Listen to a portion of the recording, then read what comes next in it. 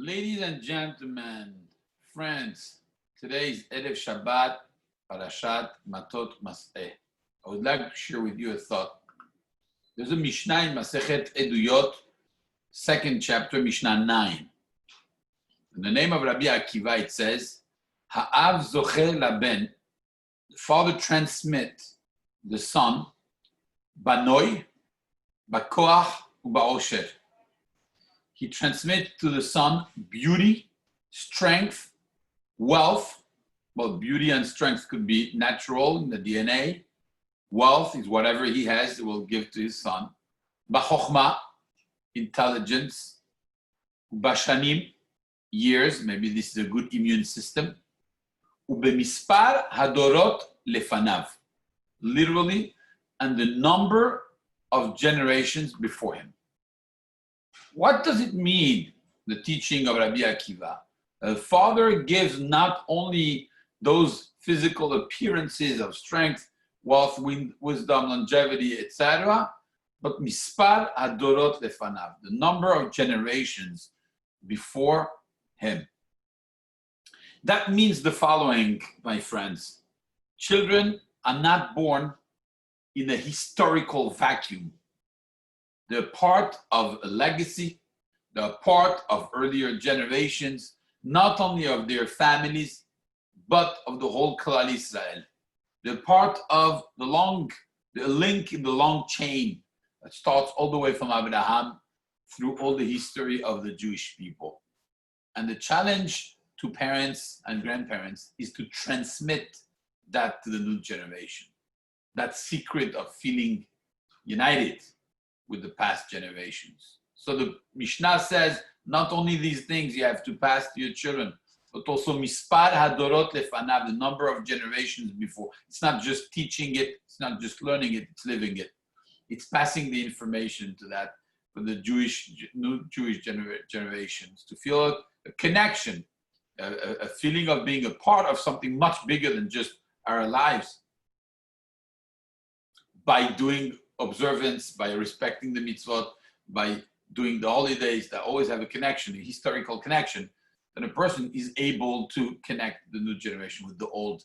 And this is, in a sense, the obligation of parents to pass to their children. Some years ago, there was a child custody battle of a Jewish couple, very wealthy. And in that battle, the mother sued the father for child care.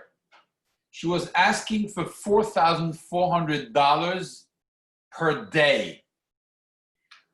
When she was asked why, she explained that she needed this kind of money in order to provide a child with antique furniture, with maids, with horse riding lessons, with meals at fancy restaurants, an apartment with a prestigious address, a suitable summer home, etc., etc. And she won. She was awarded a huge amount of money for child support. I don't know who that child is, but it's quite possible that the child is still deprived of the most important areas of life. You know why?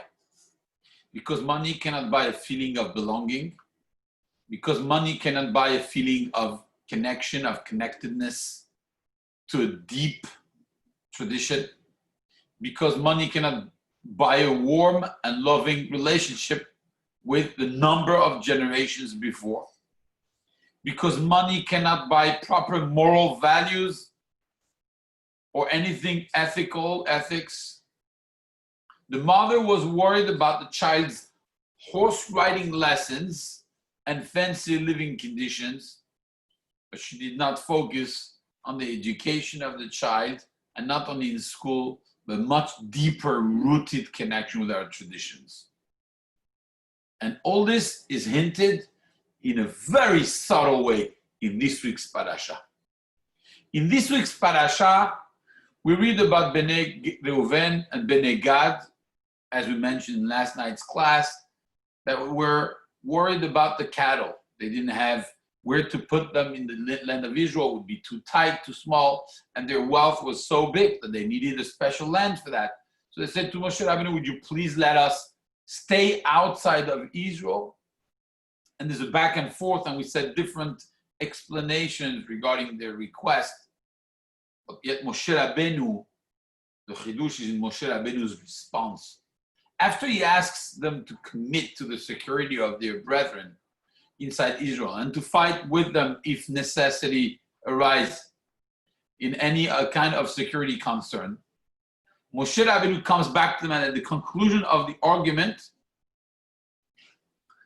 he comes and he says to them, Benu lachem arim letapechem ugderot letzonachem. Build towns for your children and sheepfold for your flocks. Who is talking about the children? All they spoke about was that they have a lot of cattle, they have a lot of animals, and they need space and green areas.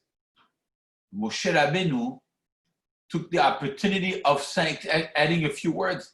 They never asked for that. Moshe Rabbeinu still said it. What did he say? Benu lachem arim letapechem. Build towns for your children.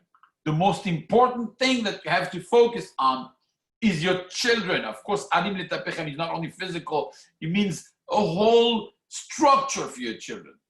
For them to have a feeling of connection with you, with the Torah, a whole system that would be educational based. They never asked for that. He says, no problem. You want to stay here for your animals? Fine. That's your wealth. But don't forget that the first thing you have to worry about is arim letapechem. Moshe was worried that they just asked for expressed concern for the cattle and the material wealth. What he wanted to do is transmit the number of generations before. The most important part of our lives should be Benu arim letapechem. Many, many times, wealth cannot help with that. It has to do with values. It has to do with so much effort that we have to do with our kids to connect them to what happened before. It's not just in a traditional way. It's not just a family value. It's more than that. It's our whole history, our whole connection with who we truly are. Bnei Abraham, Bnei Yitzchak, Bnei Yaakov. This is what we have to focus.